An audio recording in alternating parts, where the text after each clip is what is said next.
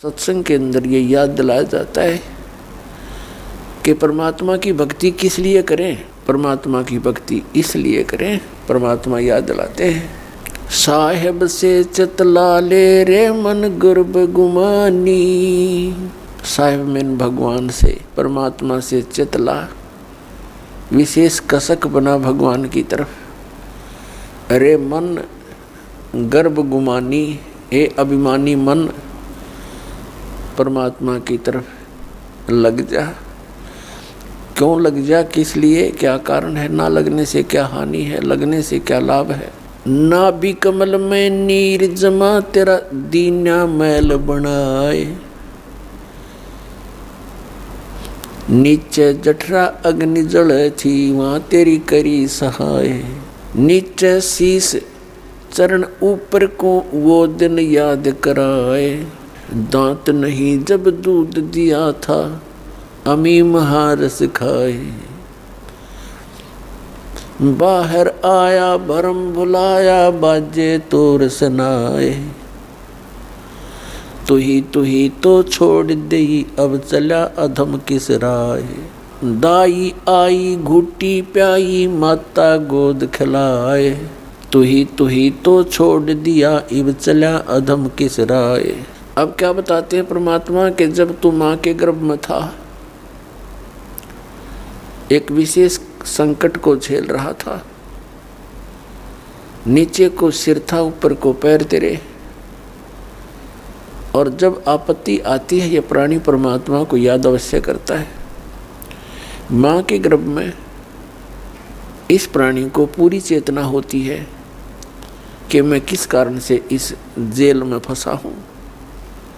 उस समय वो परमात्मा से अर्ज करता है, हे भगवान, एक बार मेरा संकट निवारण कर दे, मुझे बाहर निकाल दो, फिर आजीवन आपकी भक्ति करूँगा। 2 रोटी के लिए धंधा भी करूँगा, मालिक तेरी भूल नहीं करूँगा। उस समय उसको अपने पिछले जन्म जन्मांतर की फिल्में देखने को मिलती हैं अपने ही अंतःकरण में, क्योंकि हमारे अंतःकरण के अंदर परमात्मा ने एक ऐसा सिस्टम कर रखा है कि जो भी काम हम करते हैं और जो भी अच्छी मंदी सोच हम अपने हृदय में बनाते हैं, वो सब रिकॉर्ड हो जाती है। जब तक जीव मोक्ष प्राप्त नहीं करता, तब तक उसके अंतःकरण में उसके सर्व कर्म अंदर फीड रहते हैं। और जब ये प्राणी संसार छोड़कर जाता है, धर्मराज के पास जाते ही उसकी वो किए हुए कर्मों की फिल्म ऑन हो जाती है। वहाँ इसको ये बताने की आवश्यकता नहीं पड़ती, तो नहीं ये गलत करा रही हो, नाट जा। वहाँ नाटने की गुंजाइश नहीं रहती कि मैंने ऐसा नहीं किया। तो उस फिल्म को देखता हुआ वो प्राणी अपने पिछले मनुष्य जीवन व्यर्थ किए हुए इसको बहुत याद आते हैं और बहुत रोता है। मैं कितना जालिम था, मुझे संतों ने चेताया भी, भक्ति करने लगा भी, छोड़ दिया, फिर उन्हीं मस्तियों में लगा रहा। परमात्मा की भक्ति ना करने से आज तक मैं भटक रहा हूँ। तो उस समय परमात्मा याद दिलाते हैं कि जब तू माँ के पेट में था, जब तो तू करा था, हे भगवान तू ही है सब कुछ, और आप एक बार मुझे इस माँ की पेट की कैद से बाहर निकाल दे, आपको कभी नहीं बोलूँगा। तो यहाँ परमात्मा कहते हैं बाहर आया और भरम बुलाया, अब चला अधम किस राह। ए नालायक, अब कौन सा रास्ता अपना लिया तूने। क्या बताते हैं कि 12 वर्ष खेलते बीते लीना ब्याह करवा। पहले बचपन में ब्याह हो जाते थे, उस समय की वाणी है ये। 12 वर्ष खेलते बीते लीना ब्याह करवा, और तरुणी नारी से बना गरबारी, अब चला मूल गवा। परमात्मा ये नहीं कहते कि ब्याह ना करवाओ, कहने का भाव यो है कि इससे काम ना लगे रहो, इस मनुष्य जीवन के एक मुख्य कार्यों को और इसमें साथ जोड़ लो। और उसके बिना तो ये सारा काम व्यर्थ है, और उसके साथ हो जाने से सारी सफलता। जब व्यक्ति महादुखी हो जाता है, अपने सतर के सब प्रयत्न ये कर लेता है, चाहे राजा भी क्यों न हो, तो उसको भगवान की आवश्यकता महसूस होती है। राजा लोग भी परमात्मा के लिए साधु संतों के पास जाते हैं, आशीर्वाद प्राप्त करते हैं। तो परमात्मा हमें याद दिलाने आते हैं कि तुम भिखारी क्यों बनो।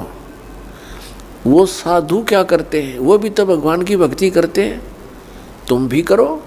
तुम स्वयं धनी बनो उस भक्ति का, याचक क्यों बनो तुम। तो वह हमारे समझ में नहीं आई, क्योंकि हम इस गाइड गणे कर रखे हैं। हमने सोच ये रखा है कि भक्ति तो वो लोग करते हैं जो गुफाओं में बैठे, भक्ति तो वही कर सकते हैं जो बिल्कुल घर त्याग कर जंगल में जा बैठे, वो फरी हैं। वह फरी नहीं है, वो तो आपसे भी दुखी है। तो परमात्मा हमें याद दिलाते हैं कि तरुणी नारी से गरबारी और चाला मूल गवा। मूल का अर्थ है जो अपने मनुष्य जीवन के श्वास रूपी पूंजी, जो मूल धन तुझे प्राप्त हुआ था। ये मनुष्य जीवन के जितने श्वास हैं ये आपका धन है, ये मूल धन है। और इस मूल धन से हमने आगे व्यापार करना था, सौदा करना था, और इसको दुगना तिगना चौगुना करना था। परमात्मा कहते हैं कि 3 लोक और भवन चतुर्दश सब जग सौदे आही, और दुगने तिगने और किए चौगने और किन्हु मूल गवाही।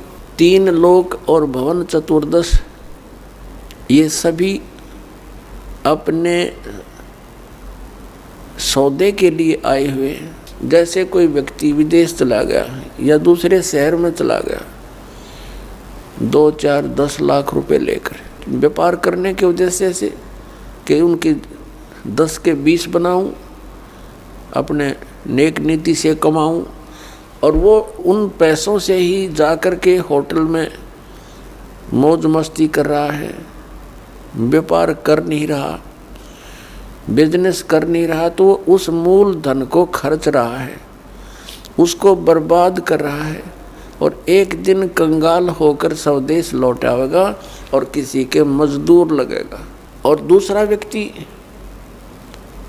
उन 10 लाख रुपयों से सौदा खरीदता है, बेचता है, दुगने तिगने कर रहा है, तो उसने उसका यथार्थ लाभ प्राप्त कर लिया। ठीक इसी प्रकार जो मनुष्य जीवन प्राप्त प्राणी इस पूंजी को खर्च रहे हैं, कोई मंत्री बन गया, कोई प्रधानमंत्री बन गया, कोई जज बन गया, कोई IAS IPS बन गया, कोई फैक्ट्री का मालिक बन गया, ये पिछला धन है आपका। कोई मनुष्य जीवन ही आपको मिला है तो बहुत पुण्यकर्मी प्राणी है, आप धनी है भगवान के धन से। जिसको मनुष्य जीवन प्राप्त है वो मूल धन पूरा लिए हुए है। बाकी ये ऊंच पोस्ट प्राप्त हो जाना, राजा बन जाना, ये उस भक्ति धन का एक एक्स्ट्रा आइटम है। ये केवल दान पुण्य का ही फल है इनका। और मूल पूंजी वो भक्ति वाली, वो सबकी मनुष्य जीवन प्राप्त प्राणियों की एक जैसी है, जिनको मनुष्य जीवन मिल गया। चाहे वो रिक्शा चलाता है, चाहे मजदूर है, चाहे सेठ है, और चाहे मंत्री या प्रधानमंत्री है, कोई भी है। भक्ति धन आपका जो है नाम की कमाई वाला धन तो सबका समान है। और रहे पुण्यों का, उन पुण्यों से ये ऊंच पोस्ट मिल जाती है।